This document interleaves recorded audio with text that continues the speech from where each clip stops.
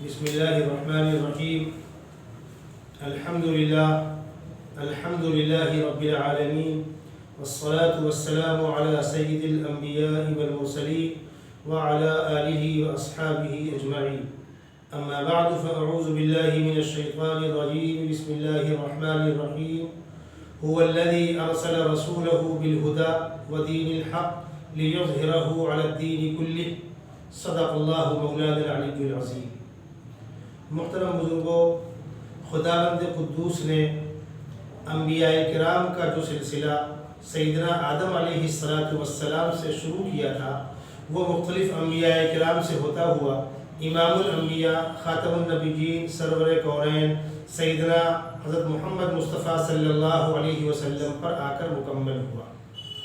آپ کی شریعت آخری شریعت، آپ کی آسمانی کتاب آخری آسمانی کتاب، اور آپ آخری رسول خاتم النبیین صلی اللہ علیہ وسلم۔ خداوند قدوس نے آپ کو خطہ عرب میں پیدا فرمایا، جو دنیا کا سینٹر، اور وہ قوم انتہائی سخت مزاج قوم تھی، کسی کے سامنے نہ جھکنے والی قوم تھی، گردنیں کٹ تو جاتی تھی لیکن جھکا نہیں کرتی تھی، الا یہ کہ وہ ذہنی طور پر مطمئن ہو جائیں اور اس چیز سے اتفاق کریں۔ اللہ کے نبی صلی اللہ علیہ وسلم نے جب اپنا پیغام مکے والوں کے سامنے پیش کیا تو آپ کو معلوم ہے ہر طرف سے مخالفتیں شروع ہوئیں، سوائے چند خوش قسمت افراد کے باقی سب لوگوں نے مخالفت کی، اور مکہ المکرمہ کا 13 سال مخالفتوں کے بیچ میں انتہائی مظلومانہ گزر گیا۔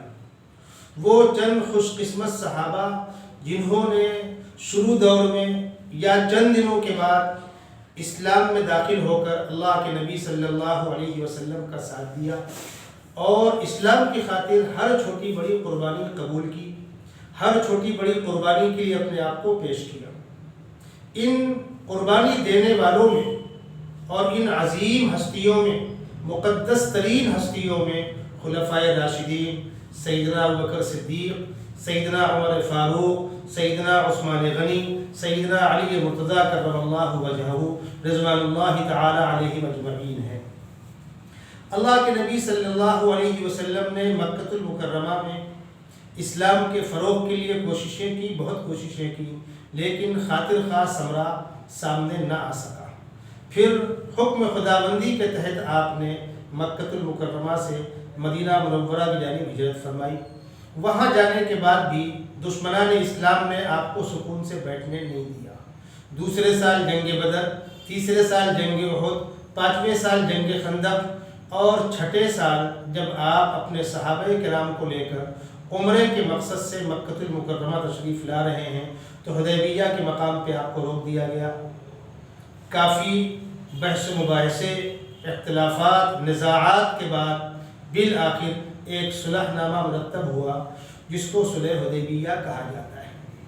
اس صلح کا فائدہ یہ ہوا کہ اب جنگوں سے اطمینان ہو گیا، وہ صلاحیتیں اور وہ انرجی جو دفاع پر خرچ ہو رہی تھی اب وہ اسلام کی اشاعت اور اسلام کے فروغ کے لیے خرچ ہونے لگی۔ بالآخر 2 سال کے بعد جب مکے والوں نے عہد شکنی کی، یہ معاہدہ اصلاً 10 سال کے لیے ہوا تھا، لیکن مکے والوں کی جانب سے عہد شکنی کی بنا پر یہ معاہدہ ٹوٹ گیا، اور سن 8 میں اللہ کے نبی صلی اللہ علیہ وسلم اپنے جانثار، اپنے چہیتے صحابہ کے 10,000 کے لشکر کو لے کر مکے میں داخل ہوتے ہیں اور مکہ فتح ہوتا ہے۔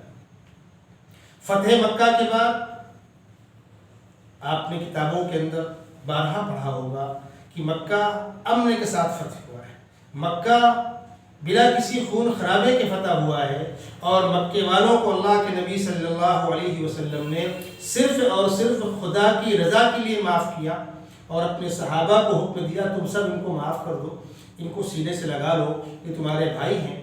آپ کے اس اخلاق کو دیکھ کر، اس پیار و محبت کو دیکھ کر مکے والے پانی پانی ہو گئے، اور مکے کا تقریباً 80% طبقہ حلقہ بگوش اسلام ہو گیا، اور اس کے بعد ان لوگوں نے اسلام کے لیے عظیم ترین خدمات انجام دی۔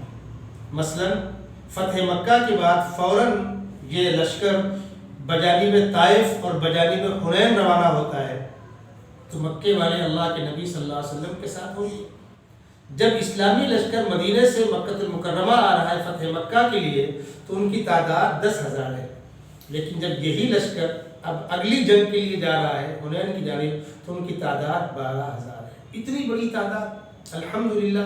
یہ 2,000 کون افراد تھے، کہاں سے آئے تھے؟ یہ اہل مکہ تھے جو حلقہ بگوش اسلام ہوئے تھے، اور پھر ان لوگوں نے زندگی کی آخری سانس تک اسلام کے لیے ہر چھوٹی بڑی قربانی پیش کی۔ فتح مکہ کے بعد غزوہ حنین کے بعد غزوہ تبوک، اس لیے کہ فتح مکہ کے بعد خطہ حجاز میں اسلام کو غلبہ تو نصیب ہوا تھا، لیکن دنیا کی بڑی طاقتیں اب اپنے لیے خطرہ محسوس کر رہی تھی، اور وہ مسلمانوں کو کوئی بڑا نقصان پہنچانے کی سازش کر رہی تھی۔ اللہ کے نبی صلی اللہ علیہ وسلم کو جب اس سازش کا علم ہوا کہ روم کا بادشاہ مدینے پر حملہ کرنے کی سازش کر رہا ہے، تو آپ نے فرمایا اس کے آنے سے پہلے ہم خود آگے بڑھ کر اس کو ٹکر دیتے ہیں اور ہم اس کو مقابلے کی دعوت دیتے ہیں۔ چنانچہ آپ تیز گرمی کے موسم میں اپنے جانثار صحابہ کو لے کر اس مقام تک گئے، تبوک تک بہت لمبا فاصلہ ہے، بیچ میں ریگستان کے علاقے ہیں، تیز گرمی تھی، لیکن الحمدللہ آپ کی اس پیش قدمی کا فائدہ یہ ہوا کہ دشمن کی پنڈلیاں کانپ گئیں اور سامنے آنے کی ہمت نہ ہو سکی، اور غزوہ تبوک بلا کسی جنگ کے کامیابی کے ساتھ یوں مکمل ہوا کہ دشمن کی ہمت ٹوٹ گئی، کمر ٹوٹ گئی۔ غزوہ تبوک سے فراغت کے بعد حضرت صلی اللہ علیہ وسلم نے اگلے سال سیدنا ابوبکر صدیق رضی اللہ تعالی عنہ کی عمارت میں مسلمانوں کے قافلے کو حج کے لیے روانہ کیا، اور سن 10 میں آپ بذات خود تشریف لے گئے حج کرنے کے لیے۔ جب مسلمانوں کو معلوم ہوا کہ آقا صلی اللہ علیہ وسلم تشریف لا رہے ہیں حج کے لیے، تو کچھ لوگ تو مدینے سے آپ کے ساتھ ہو گئے، اور پورے خطہ حجاز سے اور دور دراز علاقوں سے لوگوں نے مکے کا رخ کیا اور آقا صلی اللہ علیہ وسلم کے ساتھ حج میں شرکت فرمائی، جس کی تفصیلات آپ نے بارہا پڑھی۔ حج کر کے آپ فارغ ہوئے، ذی الحجہ میں حج ہوتا ہے، محرم، صفر اور ربیع الاول میں خالق کائنات نے آپ کو اپنے پاس واپس بلا لیا۔ یہ مختصر سی میں آپ کو تاریخ اس لیے بتلا رہا ہوں کہ جو آیت میں نے آپ کے سامنے پڑھی، هو الذی ارسل رسولہ بالہدی ودین الحق لیظہرہ علی الدین کلہ، کہ خداوند قدوس نے آپ کو ہدایت اور دین حق کے ساتھ بھیجا ہے تاکہ آپ کا پیغام، آپ کی دعوت، آپ کی تحریک، آپ کا نظام تمام دینوں پر غالب آ جائے، اور اب قیامت تک سکہ راج الوقت باقی رہنے والا دین، ان الدین عند اللہ الاسلام، مذہب اسلام رہے گا۔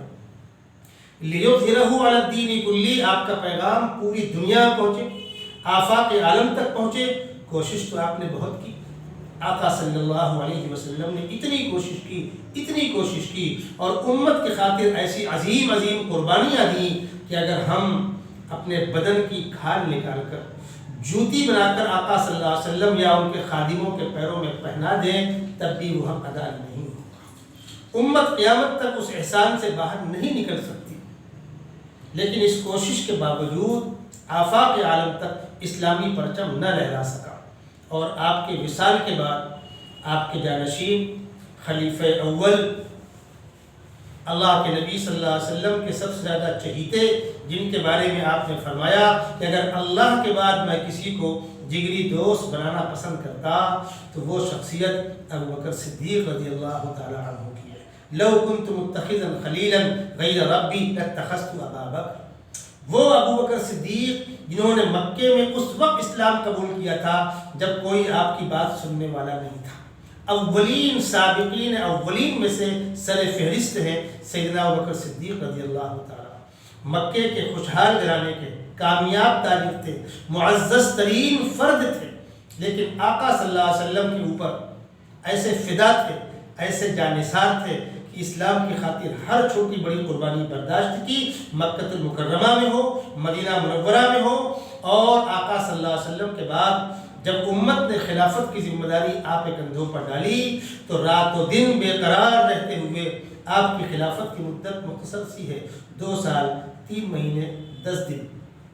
اگر ربیع الثانی کی 21 تاریخ آپ کی وفات قرار دی جائے، جو کہ عام طور پر مورخین نے لکھا ہے، تو 2 سال 3 ماہ 10 دن، اور اگر 23 قرار دی جائے تو 2 سال 3 ماہ 12 دن۔ یہ تقریباً 2.25 سال کی مدت ہے آپ کی۔ آپ نے خلافت کی ذمہ داری قبول کرنے کے بعد اسلام پر آنے والی ہر آش کو دبا کر، اسلام کا دفاع کر کے آپ نے سرحدوں کو محفوظ کیا۔ میں اختصار کے ساتھ عرض کروں، آقا صلی اللہ علیہ وسلم کی وصال کی اطلاع ملتے ہی بہت سے سرحدی علاقوں میں بغاوت کی لہر پھیل گئی۔ کچھ لوگوں نے اسلام سے ہی رشتہ توڑ لیا، کچھ لوگوں نے مدینے کے مرکزی بیت المال کو ٹیکس دینے سے انکار کر دیا، جو مانعین زکوٰۃ کہلاتے ہیں۔ کچھ جھوٹے دعوے داران نبوت کھڑے ہو گئے، ہم بھی نبی ہیں۔ ایک عورت کھڑی ہو گئی، اس نے کہا کہ اب تک مرد نبی ہوا کرتے تھے، اب عورتیں نبی ہوں گی، اور پہلی نبیہ میں۔ کھڑے ہوئے اللہ کے بندے بہت سے۔ سیدنا ابوبکر صدیق نے ان سارے دشمنان اسلام، مخالفین اسلام کا پناہ کما کیا، اور پھر وہ لشکر اسامہ جس کو اللہ کے نبی صلی اللہ علیہ وسلم نے روم کے علاقے میں جانے کے لیے تیار کیا تھا، آپ کی بیماری کی شدت کی وجہ سے وہ لشکر رکا ہوا تھا، اس کو روانہ کیا گیا، اور مختلف علاقوں میں جہاں سورشیں تھیں ان علاقوں میں آپ نے اسلامی لشکروں کو روانہ کیا، تعاقب کیا۔ الحمدللہ آپ کی 2.25 سالہ مدت میں پوری اسلامی مملکت بالکل محفوظ ہو گئی، اور آپ نے مسلمانوں کو وہ نظام دیا جو خلافت راشدہ کا زرعی دور کہلاتا ہے۔ اللہ کے نبی صلی اللہ علیہ وسلم کی کوشش تھی، خواہش تھی کہ دنیا کی بڑی طاقتوں کے سامنے بھی اسلام کی دعوت پیش کی جائے، یا تو وہاں تک اسلام پہنچے، اور اگر وہ مقابل میں آئے تو پھر ان کو ان کا مقام بتلایا جائے، اللہ کا پیغام اللہ کے بندوں تک بہرحال پہنچایا جائے، جس کے لیے آپ نے لشکر اسامہ کو روانہ کیا تھا۔ بعد میں وہ گیا، اور پھر سیدنا ابوبکر صدیق رضی اللہ تعالی عنہ نے حضرت خالد کو بھیج کر اس علاقے میں باقاعدہ فیصلہ کن جنگ لڑی ہے، جو جنگ یرموک کہلاتی ہے۔ فتح تو ہو گئی تھی، لیکن فتح کی خوشخبری ابھی نہیں آئی تھی، اور سیدنا ابوبکر صدیق رضی اللہ تعالی عنہ اپنے خالق و مالک سے جا ملے، اور اپنے محبوب، اپنے چہیتے، جن پر آپ اور آپ کا خانوادہ نثار تھا، یعنی سیدنا محمد رسول اللہ صلی اللہ علیہ وسلم کے آغوش میں جا کر آرام فرما ہو چکے تھے۔ سیدنا عمر بن خطاب رضی اللہ تعالی عنہ آپ کے بعد مسلمانوں کے امیر منتخب ہوئے، جس کی ہلکی سی جھلک یہ ہے کہ جب سیدنا ابوبکر صدیق رضی اللہ تعالی عنہ کی بیماری بڑھی، اور لوگوں نے یہ خواہش ظاہر کی کہ اپنے بعد آپ کسی کی نشاندہی کر دیں، تو آپ نے صحابہ کو جمع کیا، مشورہ لیا، اور اکابر صحابہ کے مشورے سے، اور خود بھی آپ مطمئن تھے، سیدنا عمر بن خطاب رضی اللہ تعالی عنہ کو آپ نے اپنے بعد نامزد کیا۔ بعض لوگوں کو تھوڑا سا تعمل تھا کہ مزاج میں بہت سختی ہے، سیدنا عمر ان کی غیرت ایمانی ضرب المثل تھی، سختی کرتے تھے وہ۔ سیدنا ابوبکر صدیق نے فرمایا، جب تک میں تھا میں نرم تھا، عمر سخت تھے، جب میں نہ رہوں گا اور عمر کے کندھوں پر خلافت کی اور امارت کی ذمہ داری پڑے گی تو وہ نرم ہو جائیں گے۔ دنیا گواہ ہے، سیدنا عمر بن خطاب رضی اللہ تعالی عنہ امت کے لیے ایسے نرم اور ایسے جانثار اور ایسے فدا تھے اپنے صحابہ پر، اسلامی لوگوں پر، اپنی رعایا پر، کہ راتوں میں گھر میں سکون کی نیند نہیں سوتے تھے، راتوں میں آپ کا گشت لگانا اور ضرورت مندوں کی مدد کرنا وغیرہ وغیرہ۔ سیدنا ابوبکر صدیق رضی اللہ تعالی عنہ کی خلافت میں جنگ یرموک لڑی گئی، گرچہ لشکر لوٹ کر آیا دور فاروقی میں۔ پھر سیدنا عمر بن خطاب رضی اللہ تعالی عنہ نے ایران کا رخ کیا اور جنگ قادسیہ لڑی گئی۔ کتابوں کے اندر بہت تفصیلات موجود ہیں، میں اختصار کے ساتھ عرض کروں۔ تو وہ خواہش جو اللہ کے نبی صلی اللہ علیہ وسلم دل میں لے کر گئے کہ روم اور فارس بھی اسلام کے زیر نگی آئیں، لیکن آپ کی حیات میں نہ ہو سکا۔ اس عظیم کارنامے کو انجام دیا کس نے؟ سیدنا ابوبکر صدیق رضی اللہ تعالیٰ عنہ نے اور سیدنا عمر فاروق رضی اللہ تعالیٰ عنہ۔ سیدنا ابوبکر صدیق کی خلافت میں جنگ جاری تھی اور وہ اللہ کو پیارے ہو گئے تھے، یعنی وہ جنگ بھی تکمیل کو پہنچی ہے دور فاروقی میں، اور جنگ قادسیہ کا پورا صحرا سیدنا عمر بن خطاب رضی اللہ تعالیٰ عنہ کو جاتا ہے۔ جب دنیا کی یہ دو بڑی طاقتیں زیر ہو گئی، پاش ہو گئی، آپ نے کتابوں کے اندر پڑھا ہوگا، میں اختصار سے عرض کر رہا ہوں، اسلامی فوج کے مقابلے میں دشمن کی فوج 10 گنا زیادہ تھی، لیکن الحمدللہ فتح مسلمانوں کو ہوئی۔ اور جب روم و فارس دونوں کی طاقتیں پاش ہو گئیں اور دونوں علاقوں میں اسلامی پرچم لہرانے لگا، تو دنیا یہ ماننے پر مجبور ہو گئی کہ مسلمانوں سے آمنے سامنے کی جنگ کر کے ہم کامیاب نہیں ہو سکتے، لہٰذا اب کسی بھی قیمت پر جنگ سے گریز کرو اور جہاں ضرورت پڑے اسلام میں داخل ہو کر کے امن حاصل کر لو، اور جہاں ضرورت پڑے فرار اختیار کر لو۔ اور اب پہلی فرصت میں سیدنا عمر بن خطاب رضی اللہ تعالیٰ عنہ، جو دشمنوں کی نگاہوں میں کھٹک رہے تھے، جن کو جنگ یرموک اور جنگ قادسیہ دونوں جنگوں کی فتوحات کا جن کو سہرا جاتا ہے، جن کو اس کا کریڈٹ جاتا ہے، جن کو اس کا تمغہ جاتا ہے، ان کو پہلی فرصت میں قتل کر دیا جائے۔ سیدھی سی بات ہے، وہ کون سی فوج ہوگی جو مدینے میں جا کر امیر المومنین سیدنا عمر بن خطاب کو مدینے کے اندر قتل کرے، شہید کرے؟ بظاہر ممکن نہیں تھا۔ یہ سازش ایران کے اندر بیٹھ کر رچی گئی۔ کچھ سازشی قسم کے لوگ سر جوڑ کر بیٹھے اور انہوں نے طے کیا کسی بھی قیمت پر عمر بن خطاب رضی اللہ تعالی عنہ ان کو ختم کر دیا جائے، اس لیے کہ لکھنے والوں نے یہ بھی لکھا ہے کہ اگر عمر بن خطاب مزید 10 سال زندہ رہ گئے ہوتے یا عمر جیسا ایک عمر اور پیدا ہو گیا ہوتا تو دنیا کے اندر اسلام کے ماسوا کوئی مذہب نظر نہ آتا۔ سیدنا عمر بن خطاب رضی اللہ تعالیٰ عنہ کو شہید کرنے کی پلاننگ کر لی گئی۔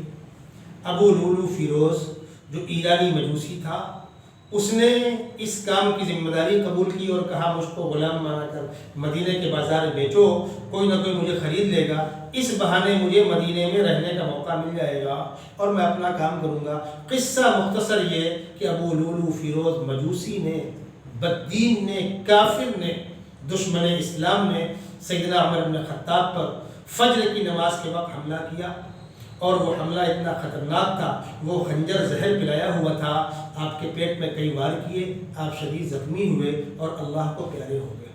سیدنا عمر بن خطاب رضی اللہ تعالی عنہ کو جب نیزہ لگا اور حالات ایسے بنے کہ اب زندگی بہت دنوں نہیں رہے گی، آتے کٹ چکی تھی، جو کھاتے تھے وہ آتوں سے باہر آ جاتا تھا، تو صحابہ کرام کی خواہش ہوئی کہ آپ اپنے بعد خلیفہ نامزد کر دیجئے۔ تو آپ نے فرمایا کہ ایک طریقہ وہ ہے جو اللہ کے نبی صلی اللہ علیہ وسلم امت کو دے کر گئے تھے، یعنی خلیفہ کا انتخاب امت کر لے، اور ایک طریقہ وہ ہے کہ ایک خلیفہ اپنے ماں بعد دوسرے خلیفہ کو نامزد کر دے، جس طرح سیدنا ابوبکر صدیق رضی اللہ تعالی عنہ نے مجھے نامزد کیا تھا۔ ان استخلف فإن ابا بکر قد استخلف وإن لم استخلف فإن رسول اللہ لم يستخلف۔ اگر میں خلیفہ نامزد کروں تو ابوبکر صدیق نے ایسا ہی کیا تھا، اور اگر نامزد نہ کروں تو اللہ کے نبی بھی ایسا ہی کر کے گئے تھے۔ فرمایا میں اس دور کے 6 چنندہ افراد، بہت غور سے اس بات کو سنیے گا، اللہ کے نبی صلی اللہ علیہ وسلم نے 10 خوش قسمت صحابہ کو دنیا میں رہتے ہوئے جنت کی خوشخبری سنائی تھی، جو عشرہ مبشرہ کہلاتے ہیں۔ ان عشرہ مبشرہ میں سے 6 افراد کا نام آپ نے منتخب کیا کہ ان 6 افراد کو میں چنتا ہوں، یہ بیٹھ کر کے آپس میں خلیفہ کا انتخاب کر لیں گے۔ وہ 6 کون تھے؟ سیدنا عثمان غنی رضی اللہ تعالیٰ، سیدنا علی مرتضیٰ کرم اللہ وجہہ، حضرت طلحہ، حضرت زبیر، سعد بن وقاص، عبد الرحمن بن عوف۔ یہ 6 اکابر صحابہ ہیں جو عشرہ مبشرہ بھی ہیں، اللہ کے نبی کے منظور نظر بھی ہیں۔ ابو بکر صدیق بھی ان پہ اعتماد کرتے تھے، عمر فاروق بھی ان پہ اعتماد کرتے تھے، اور ان 6 افراد نے بیٹھ کر آپس کے مشورے سے 6 میں سے 3 کم کر لیا، آپس میں 3 بچے، اور جب 3 بچے کون کون؟ سیدنا عثمان غنی، سیدنا علی المرتضیٰ اور سیدنا عبد الرحمن ابن عوف۔ سیدنا عبد الرحمن ابن عوف نے فرمایا کہ ہم تینوں میں سے جو شخص خلافت سے دستبرداری قبول کرتا ہو وہ حکم بن جائے، اور میں دستبرداری قبول کرتا ہوں، آپ لوگ مجھ کو حکم بنا دیجئے۔ تو ان دونوں نے آپ کو حکم بنا دیا، سیدنا عثمان غنی اور سیدنا علی مرتضیٰ۔ آپ نے مشورہ کیا، غور کیا، دونوں سے پوچھا۔ یہ بات کوئی رافضی نہیں بتلائے گا، کوئی شیعہ نہیں بتلائے گا، کوئی دشمن صحابہ نہیں بتلائے گا کہ عبد الرحمن ابن عوف سیدنا عثمان غنی سے پوچھ رہے ہیں کہ کس کا انتخاب کر دوں آپ دونوں میں، تو وہ کہتے ہیں علی مرتضیٰ کو آپ ذمہ داری دے دیجیے۔ حضرت علی سے پوچھتے ہیں تو وہ کہتے ہیں عثمان غنی کو آپ ذمہ داری دے دیجیے، اس لیے کہ دونوں آپس میں ساڑھو ہیں۔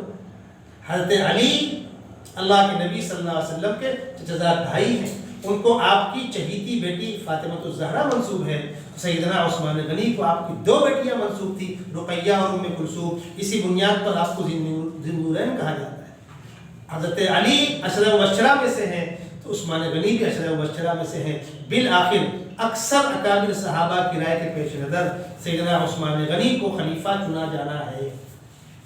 اس بات کو دنیا نوٹ کرے، حضرت عثمان غنی کو خلیفہ منتخب کرنے میں سب سے پہلی بیعت اور سب سے پہلا ووٹ، بیعت کا مطلب کہ میں آپ کے ہاتھ پر اللہ کے نام پر یہ قسم کھاتا ہوں کہ آپ کے خلاف حکم عدولی نہیں کروں گا، آپ کے حکم کی تعمیل کروں گا، آپ کو بڑا مانتا ہوں، اس کو بیعت کہتے تھے۔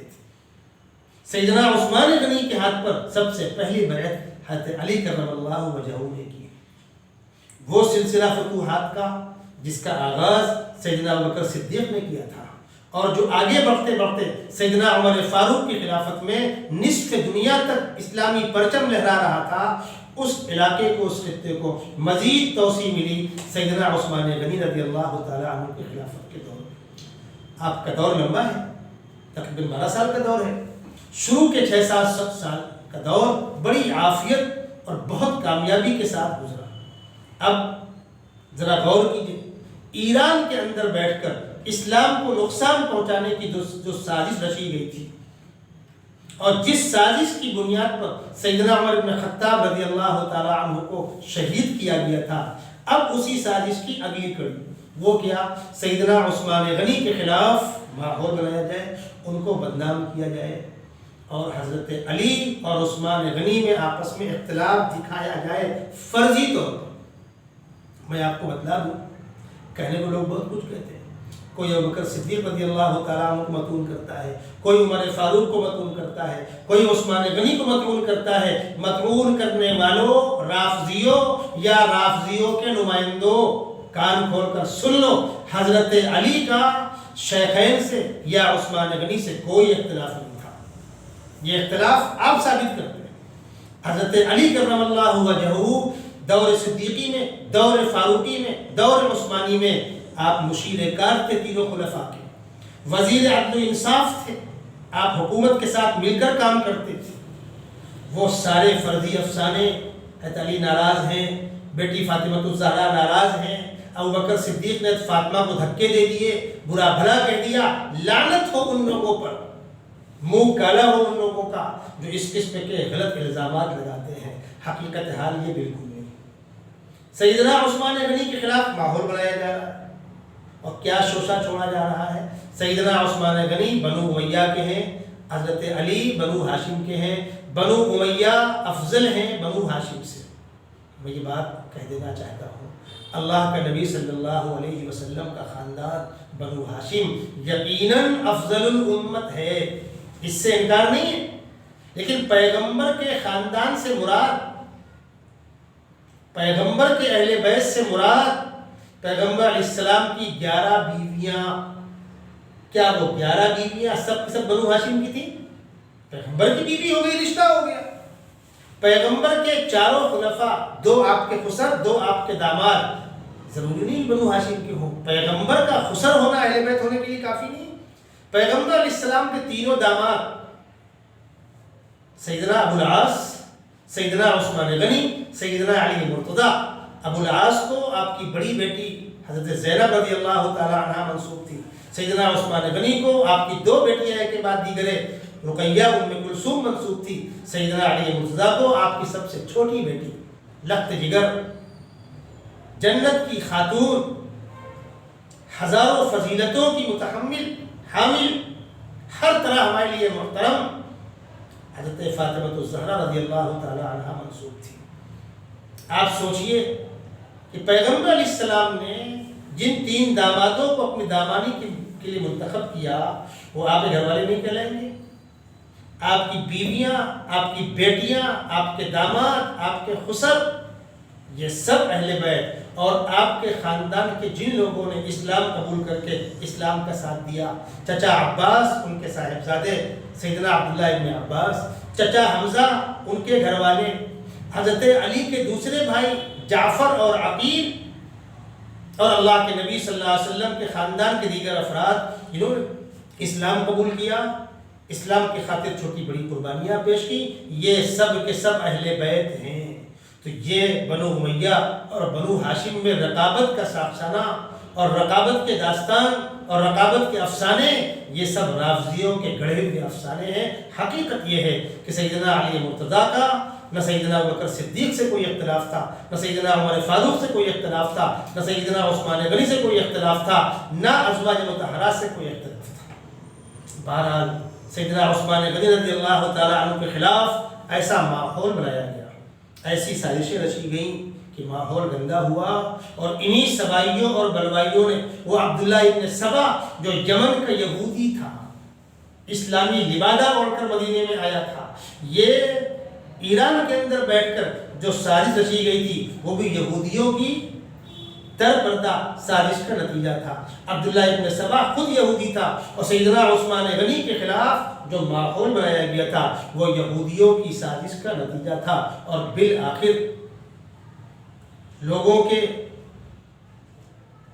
جانکاری میں نہ ہونے کے ساتھ ہم بالکل نہیں مان سکتے سیدنا عثمان غنی پر حملہ ہونے جا رہا ہے اور صحابہ کو معلوم تھا نہیں، اچانک ایسے حالات پیدا ہو گئے۔ میں آپ کو بتلا دوں، حضرت علی کرم اللہ وجہہ سیدنا عثمان غنی کے گھر کا محاصرہ کرنے والوں کے خلاف جو صحابہ کی ٹیم کھڑی کر رہے ہیں، اس میں آپ کے صاحبزادے حضرات حسنین، سبائیوں کے مد مقابل سیدنا عثمان غنی کی جانب سے دفاع کرنے والے نوجوان ٹولیوں میں سے عبداللہ ابن عمر ہیں، عبداللہ ابن عباس ہیں، حضرات حسنین ہیں، نوجوان صحابہ ہیں۔ اسی لیے یہ سبائی بلوائی سامنے سے نہ کر پیچھے کی دیوار سے آئے، اور چند منٹوں میں وہ واقعہ پیش آ گیا سیدنا عثمان غنی کی شہادت کا، اور وہ اپنا کام انجام دے کر پچھلے راستے سے نکل گئے۔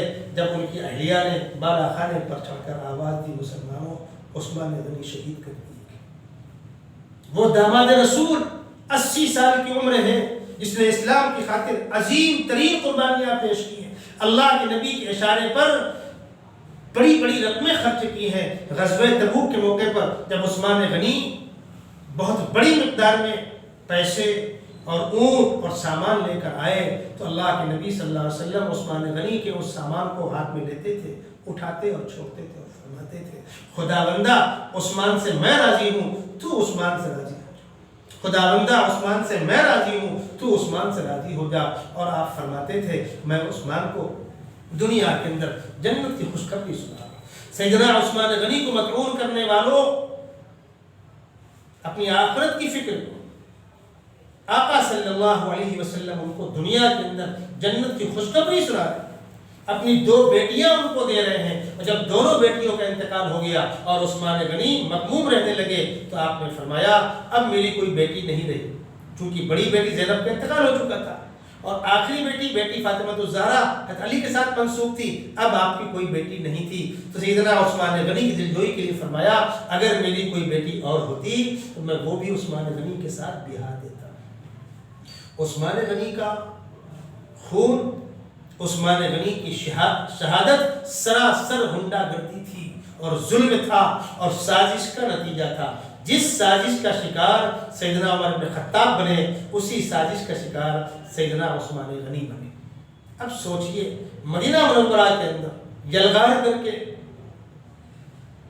صحابہ کی آنکھوں میں دھول جھونک کر دھوکہ دے کر خاموشی کے ساتھ پچھلی دیوار سے آ کر سیدنا عثمان غنی کو روزے کی حالت میں 80 سال کی عمر ہے قرآن پاک کی تلاوت کرتے ہوئے آپ کے سینے پر خنجر مارا گیا، اور جو بدن سے خون نکل کر قرآن پاک کے ورق پر گرا ہے وہ قرآن کی آیت تھی فَسَيَكْفِيكَهُمُ اللَّهُ وَهُوَ السَّمِيعُ الْعَلِيمُ۔ اس کا بدلہ خدا لے گا۔ قاتلین عثمان مردود ہیں، ملعون ہیں، جہنمی ہیں، لیکن کنڈیشن ایسی تھی، حالات ایسے تھے کہ متعین کرنا آسان نہیں تھا، ایک ہجوم تھا، ہنگامہ تھا۔ اب سیدھی بات ہے، سیدنا عثمان غنی رضی اللہ تعالیٰ عنہ کے بعد امت میں حضرت علی سے افضل تو کوئی نہیں تھا۔ امت نے ان کے ہاتھ پر بیعت کی، لیکن بدقسمتی یہ تھی کہ وہ سبائی اور بلوائی اور سازشی اسی مجمع کے اندر شامل تھی۔ کچھ لوگوں نے بیعت کی، کچھ وہاں سے ہٹ گئے۔ بقرعید یعنی ذی الحجہ 8، 9، 10، 11، 12 یہ حج کے ایام ہیں۔ ابھی حج کو 1 ہفتہ گزرا تھا، 18 ذی الحجہ کو یہ واقعہ پیش آ گیا۔ اکابر صحابہ اکثر حج کرنے گئے ہوئے تھے۔ ام المومنین حضرت عائشہ صدیقہ رضی اللہ تعالیٰ عنہ حج کرنے گئی ہوئی تھی۔ مدینے سے لوگوں نے جا کر مکے میں صحابہ کو اطلاع کی کہ عثمان غنی مدینے کے اندر شہید کر دیے گئے۔ یا اللہ، یہ کیسے ہو گیا؟ اور سیدنا علی کرم اللہ وجہہ اب ہمارے خلیفہ ہیں، ہمارے امیر ہیں، لیکن ان کے ارد گرد یہی سمائی ہے۔ ہم یہ چاہتے ہیں کہ قاتلین عثمان سے پہلی فرصت میں قصاص لیا جائے اور حضرت علی سے اس کے سلسلے میں بات کی جائے۔ حضرت عائشہ رضی اللہ تعالی عنہ مکے سے نکلیں، بصرہ کی جانب گئیں، لوگ جمع ہوئے اور حضرت علی کوفہ میں ہیں۔ حضرت علی چلے وہاں سے، آپ کا دارالخلافہ مدینہ منورہ سے منتقل ہو کر کوفہ آ گیا تھا۔ تفصیل کا یہ موقع نہیں ہے۔ حضرت علی کے نمائندوں نے سیدہ عائشہ صدیقہ ام المومنین حضرت عائشہ صدیقہ رضی اللہ تعالیٰ عنہ سے پوچھا کہ آپ لوگ کیا چاہتے ہیں یا آپ کیا چاہتی ہیں؟ انہوں نے فرمایا قاتلین عثمان سے قصاص لیا جائے۔ حضرت طلحہ، حضرت زبیر جو عشرہ مبشرہ میں سے ہیں، یہ بھی کہہ رہے ہیں قاتلین عثمان سے قصاص لیا جائے۔ اکابر صحابہ کہہ رہے ہیں قاتلین عثمان سے قصاص لیا جائے۔ حضرت علی کیا فرما رہے ہیں؟ وہ فرما رہے ہیں میں بالکل قصاص لوں گا، لیکن تھوڑا حالات سازگار ہو جائے، حالات نارمل ہو جائے۔ اس کنڈیشن میں آپس میں گفتگو جاری ہے۔ سیدنا عثمان غنی کی شہادت کے غم میں ایک اشتعال ہے، جذبات ہیں۔ ادھر شام کا علاقہ، سیدنا امیر معاویہ رضی اللہ تعالیٰ عنہ جو ایک لمبے عرصے سے وہاں گورنر تھے، دور فاروقی سے وہاں گورنر تھے، اس علاقے میں سیدنا عثمان غنی کی ہمدردی کے جذبے بڑھت رہے۔ آپ نے پڑھا ہوگا بالآخر حضرت عائشہ اور حضرت علی میں گفتگو جاری ہے۔ حضرت علی فرما رہے ہیں کہ میں بالکل قصاص لوں گا، تھوڑا حالات نارمل ہو جائیں، آپ لوگ میرا ساتھ دیجیے۔ اور جب حالات اس کگار پر آ گئے کہ اگلی صبح کو آپس میں فیصلہ کن صلح ہو جائے گی اور اس کے بعد اس پر اتفاق ہو جائے گا کہ قاتلین عثمان سے قصاص لیا جائے، تو اسی رات میں قاتلین عثمان سبائی گروپ نے، ان شیعان علی کہنے والے مردودوں اور مردود رافضیوں نے رات میں سازش کر کے کچھ ادھر جا کر کچھ ادھر جا کر رات کی تاریکی میں 150 لوگوں نے ادھر سے ادھر تیر پھینکے، ادھر سے ادھر تیر پھینکے، اور رات کی تاریکی میں تلواریں نکلی۔ دونوں طرف صحابہ ہیں، کوئی نہیں چاہ رہا کہ ایسا ہو، لیکن رات کی تاریکی میں اگر آپ پر کوئی حملہ کرے گا آپ دفاع تو کریں گے۔ بعض صحابہ نے ام المومنین حضرت عائشہ صدیقہ رضی اللہ تعالیٰ عنہ سے عرض کیا کہ آپ آ کر مجمع میں سمجھا دیجئے۔ وہ جب مجمع میں آئیں اپنے خیمے سے نکل کر تو لوگ سمجھے کہ عائشہ آ گئی اور جذبات برانگیختہ ہوئے، اور ادھر وہ مردود سبائی قاتلین عثمان، انہوں نے پوری یلغار کی حضرت عائشہ صدیقہ رضی اللہ تعالیٰ عنہ کو ختم کر دینے، شہید کر دینے، ان کو جس طرح کی تکلیف ممکن ہو تکلیف پہنچانے کے لیے۔ تیروں کی بوچھار ہو رہی ہے، پتھراؤ ہو رہا ہے، اور حضرت عائشہ صدیقہ رضی اللہ تعالی عنہا پر حملے کی پوری کوشش کی جا رہی ہے، حضرت علی نے منع کیا، صحابہ نے اس کا دفاع کیا، اور بالآخر حضرت عائشہ رضی اللہ تعالی عنہا جس اونٹ پر سوار تھی اس اونٹ کے پیر کاٹے گئے، اونٹ گرا، حضرت عائشہ کا ہودج گرا، وہ زخمی ہوئی۔ یہاں رک کر میں ایک بات کہنا چاہتا ہوں، بڑے درد بڑے افسوس کے ساتھ کہنا چاہتا ہوں کہ لوگوں نے حق اور باطل کا یہ معیار طے کیا ہے کہ جو علی کے خلاف آوے وہ باغی۔ ذرا ایک جملے پر غور کیجیے گا، جو علی کے سامنے آوے وہ باغی، تو حضرت طلحہ کیا شمار ہوں گے، حضرت زبیر کیا شمار ہوں گے، حضرت عائشہ صدیقہ رضی اللہ تعالیٰ عنہ کیا شمار ہوں گی، وہ اکابر صحابہ کیا شمار ہوں گے؟ آپ کہتے ہیں وہ سامنے آئے تھے، ہم کہتے ہیں سامنے نہیں آئے تھے، مصالحت کی گفتگو جاری تھی۔ تم نے رات کی تاریکی میں دونوں طرف سے مسلمانوں میں آپس میں تلواریں لڑوا دیں اور تقریباً 10,000 مسلمانوں کا خون بہا، اکابر صحابہ شہید ہوئے۔ اللہ اللہ کر کے تلواریں اپنے نیام میں گئیں۔ صبح ہونے کے بعد میں بہت ڈرتے ہوئے کہہ رہا ہوں، بہت ڈرتے ہوئے الفاظ استعمال کر رہا ہوں، حضرت علی کرم اللہ وجہہ میدان تشریف لائے، ساتھ میں آپ کے بڑے صاحبزادے حضرت حسن رضی اللہ تعالیٰ عنہ نے آ کر صحابہ کی لاشیں دیکھی، زار و قطار رو رہے ہیں اور فرما رہے ہیں خدا بندہ تو گواہ رہنا، میں عثمان کے خون سے بیزار ہوں، میں قاتلین عثمان سے بیزار ہوں، میں سبائیوں بلوائیوں سے بیزار ہوں، اور علی کاش کہ تو 20 سال پہلے مر گیا ہوتا، یہ دن دیکھنے کی نوبت نہ آتی۔ کیوں؟ انہی لاشوں میں سے حضرت طلحہ رضی اللہ تعالیٰ عنہ کی لاش تھی جو عشرہ مبشرہ میں سے ہیں، اللہ کے نبی صلی اللہ علیہ وسلم کے انتہائی چہیتے ہیں، جنہوں نے جنگ احد میں اللہ کے نبی کا دفاع کیا تھا، بدن پر 80 زخم آئے تھے اور ایک ہاتھ ایسا شل ہوا تھا زندگی بھر کام نہیں کرتا تھا۔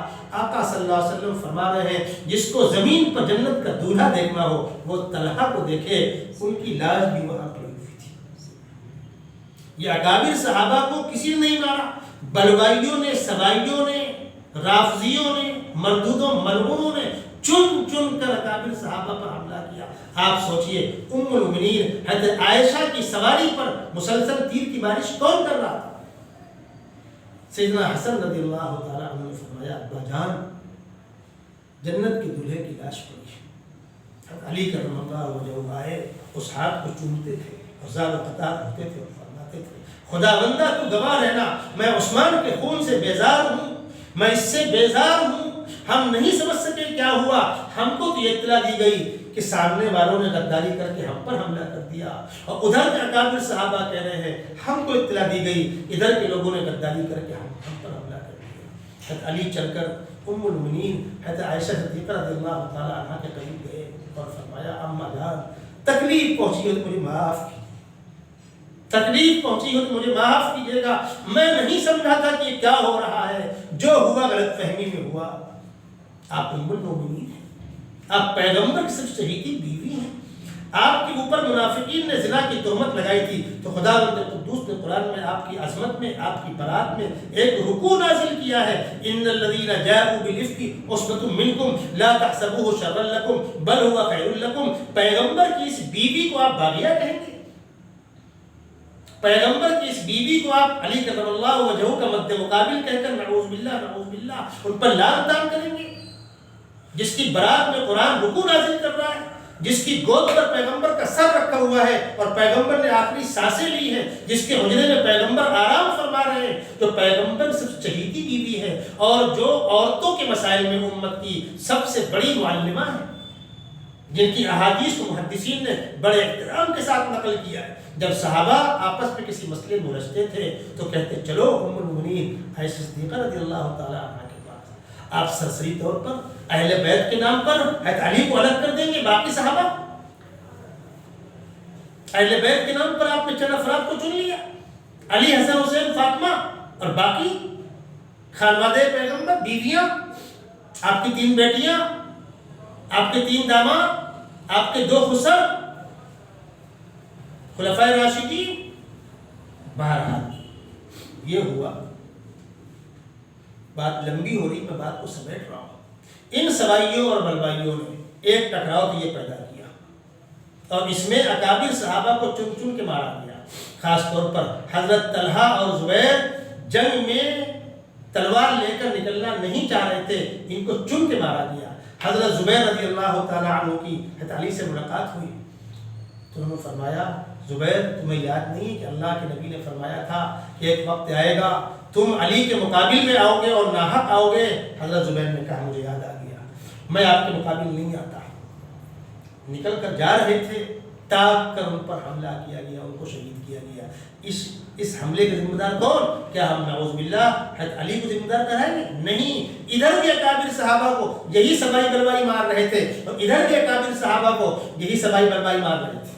میں ان لوگوں کو یاد دلانا چاہتا ہوں جو کہتے ہیں کہ جو فلاں کو قتل کرے گا وہ باغی گروپ ہوگا. ہم بھی کہتے ہیں باغی گروپ ہے.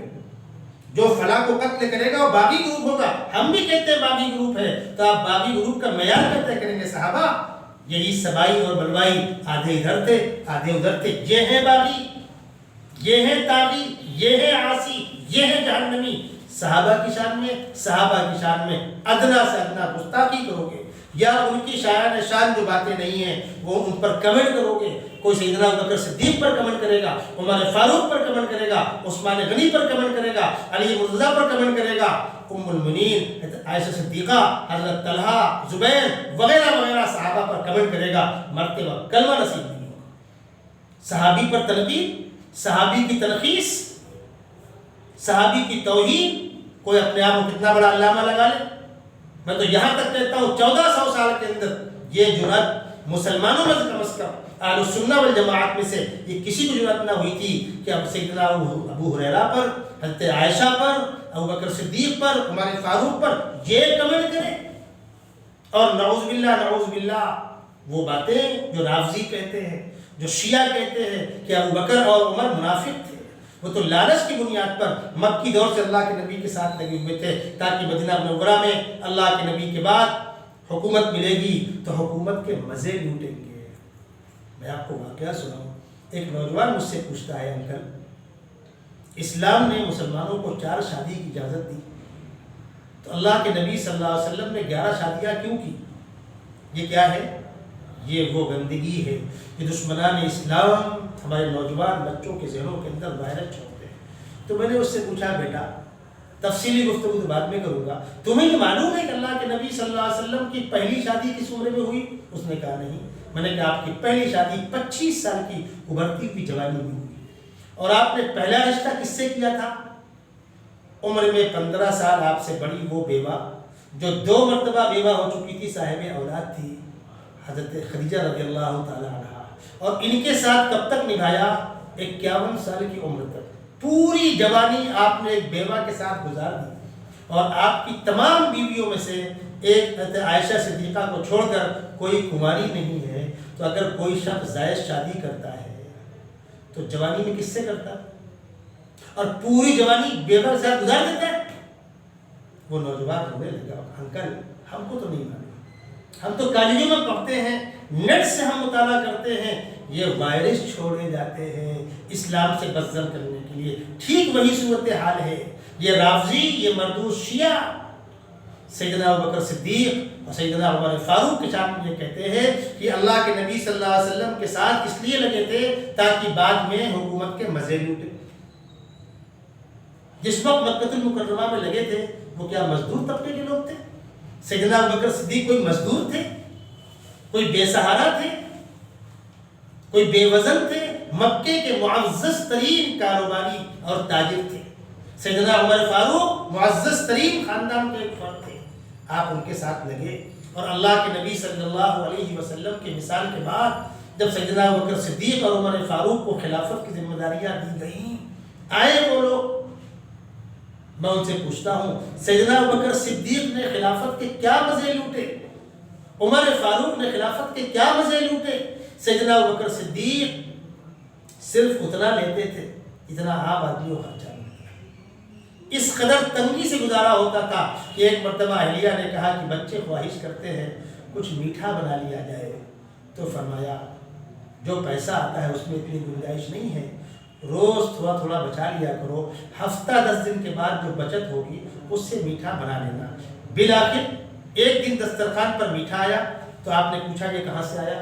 تو اہلیہ نے فرمایا وہ جو آپ نے کہا تھا تھوڑا تھوڑا بچاتی تھی، ہفتے 10 دن کی بچت کا نتیجہ ہے کہ آج میں نے میٹھا بنا لیا۔ تو فرمایا اس کا مطلب یہ ہے کہ اتنا حصہ زیادہ آ رہا ہے، وہ بھی آپ نے کم کرا دیا۔ اور بیت المال سے جو ملا انتقال سے پہلے اپنے صاحبزادے کو حکم دیا میری فلاں زمین فروخت کر کے وہ پیسہ بیت المال میں داخل کر دیا جائے۔ یہ کون ہے؟ سیدنا ابوبکر صدیق رضی اللہ تعالی عنہ ہے۔ سیدنا عمر فاروق رضی اللہ تعالی عنہ نے بیت المال سے کتنا لیا؟ اتنا کم لیا کہ انتہائی تنگی کے ساتھ آپ کا گزارا ہوتا تھا، پیون لگے کپڑے آپ پہنتے تھے۔ تو ابوبکر صدیق اور عمر فاروق نے لیا کیا بیت المال سے؟ سیدنا عثمان غنی انہوں نے تنخواہ ہی نہیں لی۔ تو دشمنوں، رافضیوں، مردودوں اور ملعونوں سیدنا ابوبکر صدیق اور عمر فاروق کو مدعون کس بنیاد پر کر رہے ہو؟ اور وہ گھسی پٹی بات باغ فدق حضرت فاطمہ الزہرا رضی اللہ تعالیٰ عنہ اپنا حق مانگنے گئی، عقل چلنے گئی ہے۔ کس کو نہیں معلوم جب میراث تقسیم ہوگی تو سب سے پہلے بیویوں کو ملے گی، اس کے بعد بیٹیوں کو ملے گی۔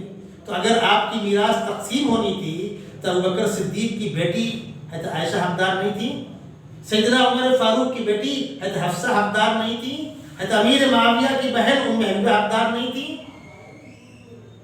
اور کوئی مانے یا نہ مانے، میں پلٹ کر آپ سے پوچھتا ہوں، چلو وہ لوگ غلط تھے، غاصب تھے، وغیرہ وغیرہ، جب حضرت علی رضی اللہ تعالیٰ عنہ خلیفہ بنے تو آپ نے وہ حق واپس کیوں نہیں لے لیا؟ وہ باغ فدق آج تک سعودی حکومت کے تحویل میں ہے اور وقف کی امداد اس کی آمدنی سے غریبوں کی خدمت کی جاتی ہے۔ سیدنا ابوبکر صدیق کو مدعون کرنے کی ان کے پاس اور کچھ مواد تھا ہی نہیں۔ سیدنا عمر فاروق کو مدعون کرنے کے اللہ کے نبی صلی اللہ علیہ وسلم بیمار ہوئے، آخری وقت میں آپ نے قلم کاغذ مانگا تو حضرت عمر فاروق نے منع کر دیا۔ ایسا لگتا ہے کہ بس قلم کاغذ مانگا تھا اور تمنا لے کر دنیا سے رخصت ہو گئے۔ اٹھاؤ کتابیں، پڑھو سیرت۔ بدھ کے دن بیماری شروع ہوئی ہے آپ کی، یعنی آخری بیماری، اور جمعرات کے دن تقریباً 9-10 بجے کا یہ واقعہ ہے۔ آپ نے فرمایا قلم کاغذ لے اور میں کچھ لکھا دینا چاہتا ہوں۔ سر میں بہت تیز درد تھا، تیز بخار تھا، تو بعض ہمدردوں نے کہا کہ فی الحال آپ کو آرام کرنے دیا جائے، آپ امت کی ہمدردی میں ایسا کہہ رہے ہیں لیکن آپ کو آرام کرنے دیا جائے، تو افاقہ ہوگا تو لکھا دیا جائے گا۔ بعض لوگوں نے کہا لکھا لیا جائے، اس میں آپس میں رائے میں اختلاف ہوا۔ آپ نے اشارہ کیا تم لوگ جاؤ، اور وہ لوگ چلے گئے، آپ سو گئے۔ پھر آپ سو کر اٹھے، آپ نے 7 مشکیزے سے اپنے اوپر پانی بہایا، بخار کا اثر کم ہوا، مسجد تشریف لے گئے، ظہر کی نماز پڑھائی، خطبہ دیا اور تفصیلی خطبہ دیا۔ اکابر صحابہ کہتے ہیں کہ آپ انہی باتوں میں سے بہت سی باتوں کو اس وقت لکھانا چاہ رہے تھے جن کو آپ نے اپنے خطبے کے اندر تذکرہ کیا۔ آپ نے انصار کے فضائل بتلائے، مہاجرین خدمات بتلائیں، اور اس بات پر زور دیا کہ امت میں سب سے افضل سیدنا ابوبکر صدیق رضی اللہ تعالی عنہ۔ آپ نے فرمایا مسجد نبوی میں جو دروازے اندر کھل رہے ہیں وہ سب بند کر دیے جائیں، صرف ابوبکر صدیق کا دروازہ کھلا رکھا جائے۔ اور آپ نے فرمایا میں اللہ کے بعد کسی کو جگری دوست بناتا تو ابوبکر صدیق کو بناتا۔ اور اس کے بعد جب آپ کی بیماری بڑھی تو آپ نے اپنے مصلی پر سیدنا ابوبکر صدیق کو کھڑا کیا۔ یہ ساری باتیں اس بات کا اشارہ ہے کہ آپ اپنے بعد سیدنا ابوبکر صدیق کو اس منصب پر دیکھنا چاہ رہے ہیں۔ سیدنا علی مرتضیٰ کسی نے پوچھا کہ آپ لوگوں نے سیدنا ابوبکر صدیق کو بالاتفاق خلیفہ کیسے چنا؟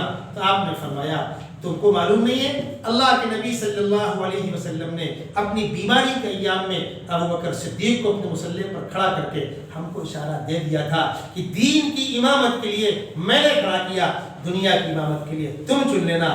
ہم نے اس لیے ابوبکر صدیق کو اپنا خلیفہ چنا۔ حضرت علی دور صدیقی میں، دور فاروقی میں، دور عثمانی میں حکومت کے ساتھ مل کر مشیر بن کر شانہ بشانہ کندھے سے کندھا ملا کر ساتھ چلتے تھے، آپس میں کوئی اختلاف نہیں تھا۔ یہ تو دشمنان اسلام کی یہ ساری سازشیں، حتیٰ کہ سیدنا علی کرم اللہ وجہہ کی جو خلافت کی مدت ہے 5 سال، سن 35 سے لے کر 40 تک، ایک دن ان لوگوں نے ان کو سکون نہیں لینے دیا، قرار نہیں لینے دیا۔ حضرت علی کے خطبات موجود ہیں، وہ فرماتے ہیں دنیا میں اس سے زیادہ بدقسمت کوئی نہیں ہوگا جو تم پر اعتماد کرے۔ اور جب جب ایسے حالات بنے کی مصالحت ہو جائے گی اور قاتلین عثمان سے قصاص لیا جائے گا۔ ان سوائیوں اور بلوائیوں نے ایسے حالات پیدا کیے کہ نہ صلح ہو پائے نہ سکون نصیب ہو پائے۔ سیدنا علی، سیدنا طلحہ زبیر، حضرت عائشہ میں جنگ دکھائی جاتی ہے، سیدنا علی مرتضیٰ اور شام والوں میں آمنے سامنے جنگ دکھائی جاتی ہے۔ وہ علاقے کیوں بیزار ہوئے؟ قاتلین عثمان سے قصاص پہلے لیا جائے۔ حضرت علی فرماتے تھے میں قصاص لوں گا لیکن حالات ویسے ہو جائیں۔ دو طرف بڑے تھے، نہ ہم ان کو الزام دیتے ہیں، نعوذ باللہ نعوذ باللہ، 1000 مرتبہ استغفار پڑھنے کے بعد کہتا ہوں، حضرت علی خون عثمان سے بالکل بیزار تھے، اس سے آپ کا کوئی تعلق نہیں تھا، قاتلین عثمان کو آپ بالکل حمایت نہیں کر رہے تھے، لیکن ایسے حالات تھے کہ بروقت قصاص لینا ممکن نہیں تھا۔ اور دوسری طرف جو اکابر صحابہ وہ کہہ رہے تھے اگر ابھی قصاص نہیں لیا گیا تو پھر یہ بے قابو رہیں گے اور یہ کسی موقع پر آپ کو بھی ختم کر دیں گے اور قصاص لینا ممکن نہیں ہوگا۔ اور بالآخر انجام کار وہی ہوا کہ جب ایسے حالات بنے، حضرت امیر معاویہ، حضرت علی کی فوجیں آمنے سامنے آئیں، لمبے عرصے تک خط و کتابت چلی، ٹکراؤ بھی ہوا۔ سیدھی سی بات ہے، حضرت علی خلیفہ برحق ہیں، حضرت علی داماد رسول ہیں، اہل بیت میں سے ہیں۔ اگر کوئی امیر معاویہ، حضرت امیر معاویہ رضی اللہ تعالیٰ عنہ حضرت علی میں تقابل کر رہا ہے، سیدھی سی بات ہے، حضرت علی کرم اللہ وجہہ خلیفہ برحق ہیں۔ لیکن صحابہ کی جانب سے، مملکت اسلامیہ کے ایک بڑے طبقے کی جانب سے جو مطالبہ ہو رہا تھا کہ قاتلین عثمان سے پہلے قصاص کیا جائے، اس بات میں بھی وزن تھا۔ دونوں بڑے ہیں، حضرت علی اپنی جگہ محترم ہیں، حضرت امیر معاویہ کاتبین وحی میں سے ہیں، اللہ کے نبی کے سگے سالے ہیں، اور حضرت معاویہ کو سیدنا عمر فاروق نے گورنر بنایا تھا۔ حضرت عمر کسی کو گورنر بنائے معمولی بات نہیں ہے۔ بہرحال قصہ مختصر یہ کہ جب اکابر صحابہ کے مشوروں سے اور دباؤ سے دونوں طرف کے لوگ اس بات پر تیار ہوئے کہ اب تلواریں نیام کے اندر کر دی جائیں گی، مصالحت ہو جائے گی، تو سن 40 میں یہ سازش کی جاتی ہے کہ مسلمانوں کے 3 بڑے چہرے ہیں، سیدنا علی کرم اللہ وجہہ، سیدنا امیر معاویہ، سیدنا عمرو بن عاص۔ حضرت علی کوفہ میں ہیں، حضرت امیر معاویہ شام میں ہیں، حضرت عمرو بن عاص مصر میں ہیں۔ ان تینوں بڑے چہروں کو ایک ساتھ اڑا دو، اسی سازش کا حصہ، جس سازش کا شکار سیدنا عمر فاروق بنے، سیدنا عثمان غنی بنے، اکابر صحابہ بنے، اسی سازش کی اگلی کڑی حضرت علی، حضرت امیر معاویہ، حضرت عمرو بن عاص، سب کو ایک ساتھ اڑا دو۔ 17 رمضان مبارک کو حضرت علی کوفے کی جامع مسجد تشریف لا رہے ہیں فجر کی نماز پڑھانے کے لیے۔ 3 بدقسمت ان تینوں جگہوں پر فٹ کر دیے گئے۔ عبد الرحمن ابن ملجم کوفے میں حضرت علی کو شہید کرنے کے لیے، عبداللہ ابن بکر تمیمی حضرت معاویہ کو قتل کرنے کے لیے، اور عمرو ابن بکر تمیمی حضرت عمرو ابن عاص کو شہید کرنے کے لیے۔ تینوں مقامات پر فجر کے وقت تینوں پر حملہ کرنا ہے۔ حضرت معاویہ اپنی کسی مجبوری کی بنیاد پر باہر نہیں نکلے تو یہاں تو کچھ ہوا ہی نہیں۔ عمرو ابن عاص آ رہے تھے، ان پر حملہ ہوا لیکن وہ حملہ کارگر نہ ہوا، وہ شہید نہ ہو سکے۔ سیدنا علی کرم اللہ وجہہ جامع مسجد کوفے میں تشریف لائے۔ عبد الرحمن ابن ملجم بدبخت نے آپ کے پیشانی پر تلوار سے وار کیا، زخم گہرا تھا، سر پھٹا، آپ زخمی ہوئے اور آپ کی شہادت واقع ہوئی۔ ذرا آپ غور کریں، اس تسلسل پر غور کریں کہ ایران کے اندر بیٹھ کر جو سازش رچی گئی تھی، جس کا پہلا شکار سیدنا عمر بن خطاب ہوئے تھے، اسی سازش کا اگلا حصہ سبائی اور بلوائیوں کا وہ افسانہ سیدنا عثمان غنی کی شہادت، اور اس کے بعد پھر اکابر صحابہ کو آپس میں لڑوانا، مسلمانوں کا شیرازہ بکھیرنا، اور بالآخر جب مصالحت کی بات آئی تو حضرت علی، حضرت امیر معاویہ، عمرو ابن عاص، تینوں کو ایک تاریخ میں اڑا دیا جائے۔ حضرت علی کو شہید کرنے میں کامیاب ہوئے اور وہ دونوں بچ گئے۔ جب حضرت علی کو سخت گہرا زخم لگا تو آپ نے اپنے بڑے صاحبزادے حضرت حسن رضی اللہ تعالیٰ عنہ سے فرمایا کہ بیٹے تم تو میرے ساتھ تھے، تم نے پورا 5 سالہ دور دیکھا ہے کیسے کرب میں اور کیسی بیزاری میں اور کیسی بے چینی میرے 5 سال گزرے ہیں۔ میں نے بہت چاہا تھا کہ مسلمانوں کا خون نہ بہے۔ میں بار بار کہہ رہا ہوں، 1000 مرتبہ ڈرتے ہوئے استغفار کرتے ہوئے کہہ رہا ہوں، صحابہ کے خون میں حضرت علی کا کوئی حق نہیں۔ جنگ جمل کے اندر جس میں آپ کے سامنے حضرت عائشہ رضی اللہ تعالی عنہا ہے، حضرت طلحہ ہیں، حضرت زبیر وغیرہ وغیرہ اکابر صحابہ، آپ نے سارے صحابہ کی تدفین کا یکساں انتظام کیا، کسی کی شان میں ادنیٰ سے ادنیٰ گستاخی نہیں کی، کوئی مال کی لوٹ نہیں کی۔ آپ کو سن کر تعجب ہوگا، جس وقت حضرت عائشہ صدیقہ رضی اللہ تعالی عنہا کے اونٹ کے پیر کاٹے گئے ہیں اور وہ حوض گرا ہے، تو ان بلوائیوں کا دباؤ تھا حضرت علی رضی اللہ تعالی عنہ پر۔ عائشہ کو گرفتار کرو، باغیہ ہیں۔ حضرت علی نے فرمایا وہ ام المومنین ہیں، وہ پیغمبر کی چہیتی بیوی ہیں، میں ان کو گرفتار کروں گا آسمان سے آگ برسے گی۔ ہم کیسے مان لیں کہ جنگ تھی یہ؟ ہم کیسے مان لیں کہ آمنے سامنے کا مقابلہ تھا؟ کیسے غیر ذمہ دار ہیں وہ لوگ جو ان کو باغیہ کہتے ہیں، جو ان کو عاصیہ کہتے ہیں، جو ان کو حضرت علی کا مد مقابل کہتے ہیں؟ حضرت علی کے مد مقابل نہیں تھے، یہ سبائیوں کی بنی ہوئی وہ سازش تھی جس کو اس رنگ میں پیش کیا گیا۔ حضرت علی کرم اللہ وجہہ اللہ کو پیارے ہو گئے۔ حضرت حسن رضی اللہ تعالیٰ عنہ کے ہاتھ میں نظام آیا، آپ کے ہاتھ پر بیعت شروع ہوئی تو آپ نے فرمایا اگر اگلا خلیفہ میں رہا یہ بیعت میرے لیے، اور اگر میں نے کسی اور کے ہاتھ پر سرنڈر کر دیا تو یہ بیعت ادھر منتقل ہو جائے گی۔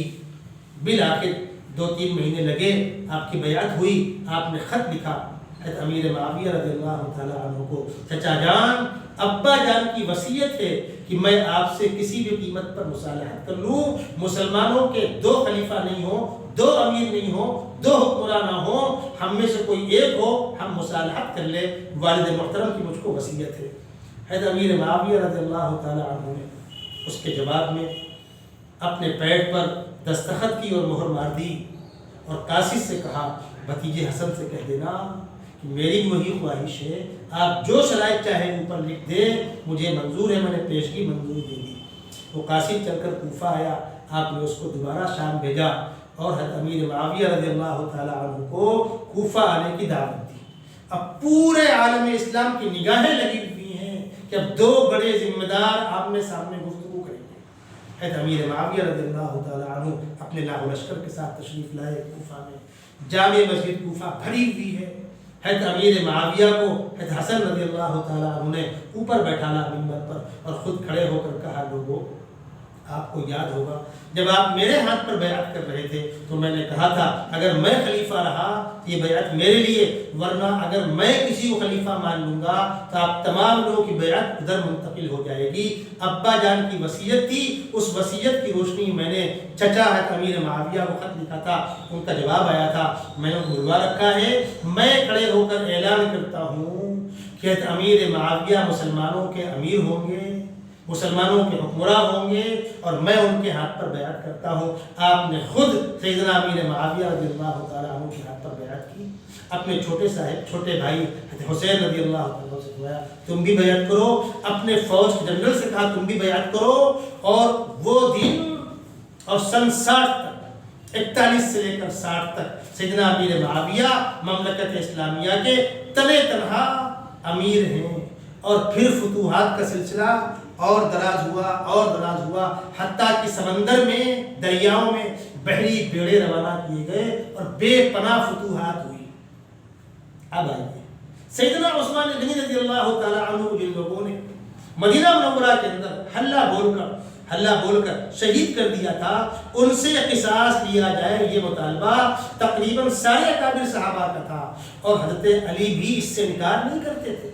وہ کہتے بدلہ لوں گا، لیکن ممکن نہ ہو سکا۔ اب مسلمانوں کا ایک امیر ہے، مسلمانوں کا ایک حکمراں، ایک ذمہ دار ہے۔ سیدنا امیر معاویہ نے تمام صوبے گورنروں کو فرمان جاری کیا کہ قاتلین عثمان جہاں جہاں روح پوش ہوں ان کو پکڑ کر گردن ماری جائے۔ اس وقت جو لوگ موجود تھے سب قتل کیے گئے۔ یہ جرم ہے سیدنا امیر معاویہ کا کہ یہ مردود رافضی صبح آنکھیں ملتے ہوئے اٹھتے ہیں سیدنا امیر معاویہ کو اور بنو امیہ کو برا بلا کہتے ہیں۔ کیوں؟ قاتلین عثمان سے قصاص کیوں لیا؟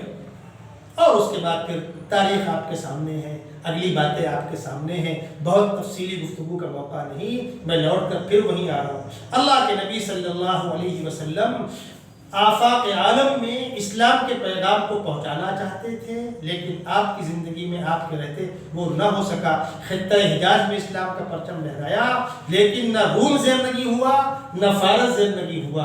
یہ کارنامہ انجام دیا آپ کے خلفاء نے، اور خلفاء میں سے خاص طور پر سیدنا عمر بن خطاب رضی اللہ تعالیٰ عنہ ہے، جس کی پاداش میں سیدنا عمر کو شہید کرنے کی سازش رچی گئی اور آپ کو شہید کیا گیا، اور اس کے بعد سیدنا عثمان غنی اسی سازش کا نتیجہ، اسی سازش کا نشانہ بنے، سیدنا علی مرتضیٰ اسی سازش کا نشانہ بنے، اور بہت سے صحابہ کرام کو اسی سازش نے اپنے نرغے میں لیا۔ یہ ہے صورتحال۔ اب آئیے چند منٹ ان باتوں پر گفتگو ہو جائے۔ جو لوگ محبت اہل بیت کے نام پر حضرت علی، حسن حسین ان کو چھاٹ کے الگ کر دیتے ہیں۔ حضرت علی خلیفہ برحق، ان کے سامنے جو آیا وہ باغی ہے، طاغی ہے، عاصی ہے، مردود ہے، ملعون ہے، جہنمی ہے۔ کس کو کہہ رہے ہیں آپ؟ اشرا مشرا وہ کہہ رہے ہیں، حضرت عائشہ وہ کہہ رہے ہیں، حضرت طلحہ زبیر وہ کہہ رہے ہیں، کس کو کہہ رہے ہیں؟ زبان پہ لگام دیجئے، کیا کہا جا رہا ہے؟ سیدھی سی بات یہ ہے، جن کو ان رافضیوں نے سامنا دکھایا، مد مقابل دکھایا، حقیقت یہ مد مقابل تھے ہی نہیں، انہیں رافضیوں کی سازشوں کا نتیجہ تھا جو وہ حالات سامنے آئے۔ وہ دونوں مخلص تھے۔ اگر مد مقابل ہوتے، اگر باغی ہوتے، حضرت علی ان کی کفن دفن کا انتظام نہ کرتے۔ نعوذ باللہ نعوذ باللہ، اگر حضرت طلحہ اور زبیر باغی ہوتے تو حضرت طلحہ کا ہاتھ اٹھا کر حضرت علی دھاڑے مار کے رو کر یہ نہ کہتے خداوندہ تو گواہ ہے نا، میں اس چیز سے بیزار ہوں کہ جو کچھ ہوا ہے میرے علم کے بغیر ہوا ہے، ہم سمجھ ہی نہیں پائے یہ کیا ہوا۔ رات کی تاریکی میں ان سوائیوں بلوائیوں نے مسلمانوں کی تلواریں آپس میں لڑا دی، کہ وہی چاہتے تھے۔ اور دین کے نام پر چند افراد کو، مذہب کے نام پر چند افراد کو الگ کر لینا، خلفائے راشدین کی شان میں گستاخی کرنا، وہ اکابر صحابہ جن کی روایتوں سے کتابیں بھری ہوئی ہیں، سیدنا ابو ہریرہ رضی اللہ تعالی عنہ، عبداللہ ابن عمر، حضرت عائشہ صدیقہ رضی اللہ تعالی عنہ، یا عبداللہ ابن مسعود، جن کی روایتوں سے کتابیں بھری ہوئی ہیں، نعوذ باللہ نعوذ باللہ، ان کی شان میں اگر ہمارے ذہن میں غلط فہمی آئے کہ کچھ چھپا لیا، کچھ بچا لیا، ڈر کے رکھ لیا، اگر یہی کہنا ہے تو پھر آئیے سیدھا سیدھا جو رافضی کہتے ہیں کہ اللہ کے نبی ابو بکر اور عمر کے ڈر سے قرآن کے 10 پارے امت کو دے نہ سکے۔ قرآن 40 پارہ تھا، 30 پارے ہمارے سامنے ہیں، 10 پارے اللہ کے نبی امت کو پیش نہ کر سکے، تو نعوذ باللہ ان کی جو ذمہ داری تھی، نبوی منصبی ذمہ داری، یا ایھا الرسول بلغ ما انزل الیک من ربک وان لم تفعل فما بلغت رسالتہ، تو نعوذ باللہ آپ دنیا سے ذمہ داری سے دوش کو لے کر چلیں گے۔ کیا کہنا چاہتے؟ اگر یہی بدتمیزیاں کرنی ہے، یہی بدزبانیاں کرنی ہے، تب تو کوئی نہیں بچے گا، تب تو پیغمبر بھی نہیں بچیں گے۔ اور جس طبقے کا ہم سہارا لے کر، جس طبقے کی اگلی ہوئی چیزوں کو چاٹ کر ہم بیان کرتے ہیں اور اس کو اسلامی تاریخ کا حصہ قرار دینے کی ناپاک کوشش کرتے ہیں، تو پھر ان کی پوری باتیں کہیے نا، پھر آپ صحابہ کو مرتد کہیے نا، اور کوشش تو آپ کی وہی ہے۔ سیدھی سی بات یہ ہے، صحابی کا صحابی ہونا ہی کافی ہے اس کے دھاوتی ہونے کے لیے۔ بڑا سے بڑا محدث کسی صحابی پر کمنٹ نہ کر سکا، بخاری اور مسلم ابو ہریرہ پر کمنٹ نہ کر سکے، پورے احترام کے ساتھ ان کی روایت لی گئی۔ بخاری اور مسلم حضرت عائشہ پر کمنٹ نہ کر سکے، حضرت طلحہ زبیر پر کمنٹ نہ کر سکے، عثمان غنی پر کمنٹ نہ کر سکے۔ تو ایک طرف پیغمبر کی بشارتیں ہیں اور ایک طرف تاریخ کا یہ بھنگار ہے۔ تاریخ کے بھنگار سے ہم پیغمبر کی احادیث کا انکار کر دیں گے، تاریخ کی مغلظات سے ہم قرآن کی حقیقت کا انکار کر دیں گے۔ اور اگر کسی کو یہی کرنا ہے، شوق سے کرے، اپنی آخرت کی فکر کرے۔ ہم سارے ہی اس قسم کے لوگوں کے لیے ہدایت کی دعا کر سکتے ہیں۔ اور اگر کسی کو اپنی بات سے رجوع کرنا ہے، جن مغلظات کو ڈالا گیا نیٹ کے اوپر، اس کو نکالیے، ان کو وہاں سے حذف کیجیے، تاکہ یہ لگے کہ آپ نے رجوع کیا ہے۔ میں بک دوں، میں کسی کی بہن پر الزام لگا دوں، کسی کی بیوی پر الزام لگا دوں، زنا کی، آوارگی کی، وغیرہ وغیرہ، اور بعد میں کہوں میں اس ایشو کو ختم کرنا چاہتا ہوں، اس الزام کا کیا ہوگا؟ سیدنا ابو ہریرہ کے ساتھ میں گستاخی ہوئی، اس کا کیا ہوگا؟ حضرت عائشہ کے ساتھ میں گستاخی ہوئی، حضرت طلحہ زبیر کے ساتھ میں گستاخی ہوئی، شیخین کے ساتھ میں گستاخی، اس کا کیا ہوگا؟ امت کا متفقہ عقیدہ ہے، ہمارے درمیان بڑا سے بڑا ولی، قطب غوث و ابدال، وہ صحابی کے پیر کی دھول کو نہیں پہنچ سکتا۔ صحابی کی شان میں گستاخی کرنے والے، اللہ آپ کو ہدایت کی توفیق نصیب فرمائے، توبہ کی توفیق نصیب فرمائے۔ میں آخر میں چلتے چلتے کہوں گا، محبت اہل بیت کے نام پر ایک نئی شریعت نہ گڑھی جائے، ایک نیا سسٹم، ایک نئی فکر نہ پیش کی جائے۔ اہل بیت کا مصداق پیغمبر اسلام کا پورا خاندان ہے، اور ہم علی الاعلان کہتے ہیں پیغمبر اسلام کے خاندان کی شان میں ادنا سے ادنا گستاخی کرنے والا بدترین مجرم، وہ آپ کی بیویوں کی شان میں ہو کہ آپ کی بیٹیوں کی شان میں ہو، اور خاص طور پر بیٹی فاطمہ الزہرا، حضرت علی، حضرات حسنین، ان کی شان میں ادنا سے ادنا گستاخی کرنے والا بدترین مجرم ہے۔ لیکن خانوادہ پیغمبر اتنا ہی نہیں ہے، حضرت عباس ان کا خاندان بھی ہے، حضرت حمزہ ان کا خاندان بھی ہے، حضرت علی کے دو بھائی جعفر اور عقیل ان کا خاندان بھی ہے۔ ان سب کو شامل کر کے محبت اہل بیت کا پیغام امت تک پہنچایا جائے گا۔ اللہ تبارک و تعالی ہم کو اپنے رسول کے صدقے، رسول کی محبت کے صدقے، ان کے خادموں کے جوتیوں کے طفیل صحابہ سے سچی پکی عقیدت، محبت اور عظمت کا رشتہ برقرار رکھنے کی توفیق عطا فرمائے۔ وآخر دعوانا الحمد للہ رب